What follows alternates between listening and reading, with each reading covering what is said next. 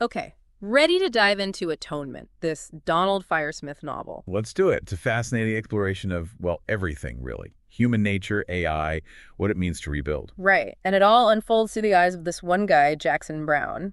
He's our guide through this pretty wild story. And what a story it is. Starts out familiar enough, though, right? Yeah. A firefighter in New York City, September 11th. Yeah, talk about a day seared into everyone's memory. But then Firesmith throws this curveball. Jackson gets thrown decades into the future, wakes up in 2041, no memory of how he got there. Just boom, futuristic facility. Talk about disorienting. Yeah. I mean, could you imagine waking up in a completely alien world, literally? Seriously. And it's not just the time travel thing. He's greeted by robots, his caretakers. Yeah. And they drop this truth bomb on him. An alien virus, super contagious, wiped out most of life on Earth like right after 9/11. That makes you think, right? How would you even process that? Yeah. The world as you knew it, gone. And then there's the whole ethical dilemma because these aliens, these visitors, they claim they were trying to help. That they built this high-tech sanctuary to save what was left of humanity. But come on, how do you forgive that? Exactly. It's such a complicated question. Can you really forgive an entire species for basically causing the apocalypse? Even if it was an accident, especially when that forgiveness means giving up some of your freedom. Yeah, because this sanctuary, as amazing as it sounds, it's run by AI, right? Right. Global surveillance, controlled environment. It's like humanity traded autonomy for survival. Like a gilded cage, almost. And Firesmith really lays it on thick with the descriptions, luxurious living spaces, personalized AI for everything. Mm. But it makes you wonder, is it really worth it? Would you want to live in a world like that? Safe, comfortable, but totally controlled. That's the question, right? Safe and comfortable, but yeah, at what cost?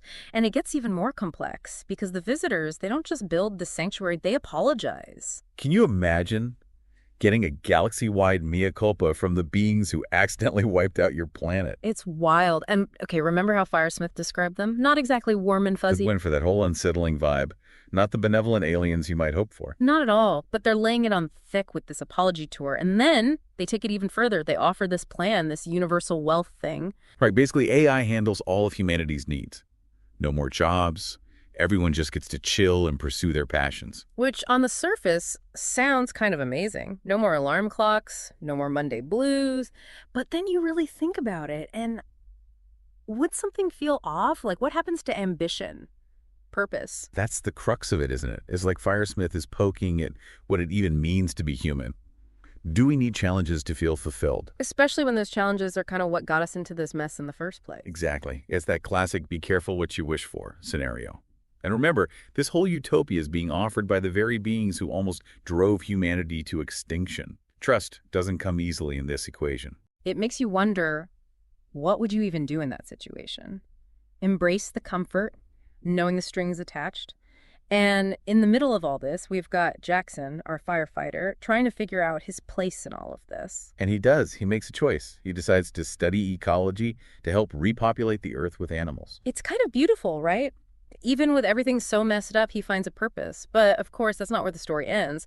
And that's where I think it gets really interesting for us, on this side of the page. Absolutely. Because Firesmith, he leaves us hanging, right? We don't get that nice, neat resolution. He doesn't tell us what humanity decides. It's like he's turning it back on us, asking, okay, now you choose. What would you do? It's brilliant. It's not just a story. It's like this ethical thought experiment. Could you forgive? Could you move forward with these beings after everything that happened? Knowing what you know about them, too. I mean, they might have had good intentions, but they're still kind of terrifying. And that power imbalance is huge. It makes you question, what's the price of this utopia they're offering? Right. Imagine that technology, though. Disease cured, space travel. Yeah. But would it be worth it if it meant giving up, I don't know, some essential part of what it means to be human? It's that age-old dilemma, isn't it? Freedom versus security.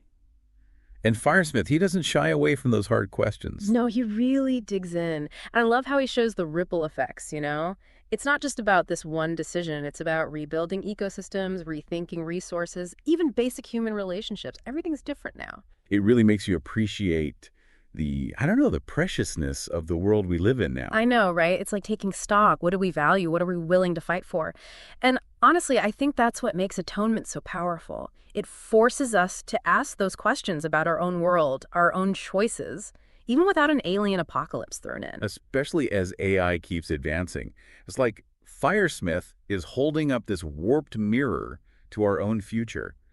What could happen if we're not careful, if we hand over too much control? That's the real takeaway here, isn't it? It's a wild ride, this book, this whole exploration, but it makes you think. It makes you think long after you've put it down. And that's what a good deep dive should do, right? Absolutely. It sparks that conversation, it challenges us, it makes us question, and hopefully it leaves us a little bit changed. I didn't said it better myself. So until next time, keep exploring, keep questioning, and keep diving deep.